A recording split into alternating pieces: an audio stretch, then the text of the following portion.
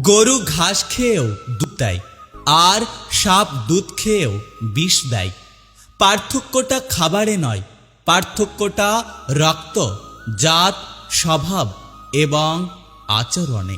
যদি তুমি অন্যের ভালো সহ্য করতে না পারো, তার মানে তুমি মানসিক দিক থেকে ভালো নেই। বিয়ে করলে গরিব ঘরের মেয়েকে বিয়ে করুন, হয়তো যৌতুক কম পাবেন, কিন্তু একটা মনের মতো জীবনসঙ্গী খুঁজে পাবেন। একটা কথা কি জানো তো, অর্থ সংকটে থাকা মানুষগুলো যোগ্যতা থাকলেও সবার কাছে মূল্যহীন হয়। আপনি যখন বিপদে পড়বেন, দেখবেন রক্তের সম্পর্কের মানুষগুলোই সবার আগে দূরে সরে যাচ্ছে। যে মানুষটা মনের দিক থেকে অনেক ভালো হয়, তার কপালটা খারাপ হয়, কারণ তার সহজ সরল মনটা নিয়ে সবাই খেলা করে। অতিরিক্ত বিশ্বাস আর আস্থা একদিন মানুষকে খুব একা করে দেয়। হাতের রেখায় মানুষের ভাগ্য থাকে না, মানুষের ভাগ্য থাকে মানুষের কর্মে। তাই নিজের কর্মের ওপর বিশ্বাস করো। একটা কথা কি জানো তো, মূল্যটা সবাই বোঝে, তবে মানুষটা হারিয়ে যাওয়ার পর।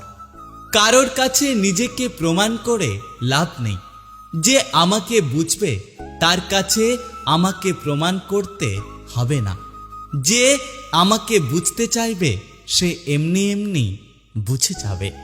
কেউ যদি আমার খারাপ চায়, সেটা তার কর্ম, আর আমি কারো খারাপ চাইব না, এটা আমার ধর্ম।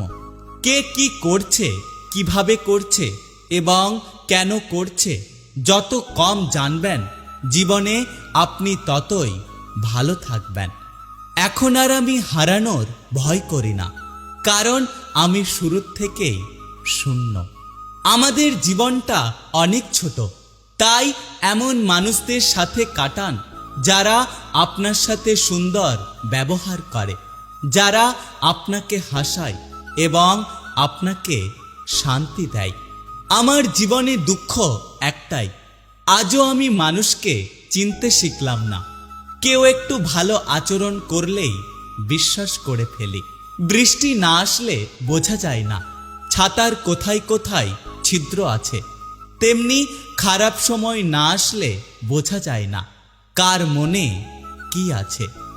একটা সত্যিকারের ভালোবাসা একটা অসহায় জীবনকে নতুন রূপ দিতে পারে, আবার একটা মিথ্যে ভালোবাসা একটা সুন্দর জীবনকে ধ্বংস করে দিতে পারে।